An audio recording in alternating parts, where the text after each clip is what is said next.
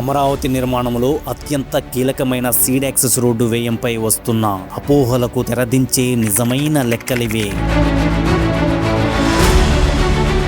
21.77 కిలోమీటర్ల పొడవున్న seed access road మొత్తం project వ్యయం 1472.29 కోట్లు. ఈ ప్రాజెక్టును మొత్తం 3 ఫేజులుగా విభజించారు. అయితే ఈ మొత్తం వ్యయంలో కేంద్ర రాష్ట్ర ప్రభుత్వాలకు చెల్లించే ట్యాక్సుల విలువే 415.91 కోట్లు. పన్నులు తీసేయగా రోడ్డు నిర్మాణానికి మిగిలే అసలు మొత్తం 1056.38 కోట్లు మాత్రమే. ఈ సీడ్ యాక్సెస్ రోడ్డును అసలు సిసలైన మల్టీ మోడల్ కనెక్టివిటీ రహదారిగా మారుస్తూ ఇటు విజయవాడతో అటు నేషనల్ హైవే 16 తో కనెక్ట్ చేసే 2.90 కిలోమీటర్ల భారీ ఎలివేటెడ్ కారిడార్ నిర్మాణం జరుగుతోంది. దీనికయ్యే వ్యయం 396 కోట్లు. ఈ మొత్తాన్ని తీసేస్తే మిగిలేది 660.38 కోట్లు.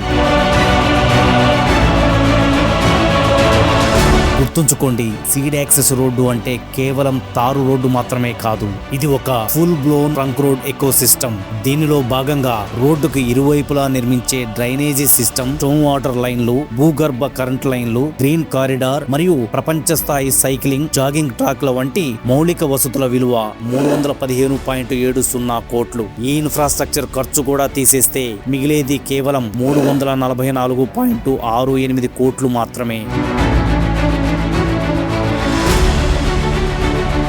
2019 నుండి 2024 మధ్యలో రాజధాని పనులు పూర్తిగా నిలిచిపోవడంతో ఇన్ఫ్లేషన్ వల్ల మెటీరియల్ అండ్ కన్స్ట్రక్షన్ కాస్ట్ ఏకంగా 25% పెరగడమే కాకుండా ట్యాక్స్ల రూపంలో జీఎస్టీ భారం అదనం అయ్యింది.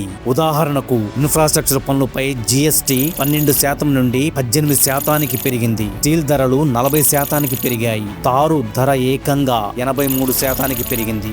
దుష్ప్రచారాలను, ఫేక్ న్యూస్లను అస్సలు నమ్మకండి. సీడ్ యాక్సెస్ రోడ్డుపై డ్రైవ్ చేయండి. అమరావతి నిర్మాణ అద్భుతాలను ప్రత్యక్షంగా చూడండి. మన భవిష్యత్తు, మన అమరావతి.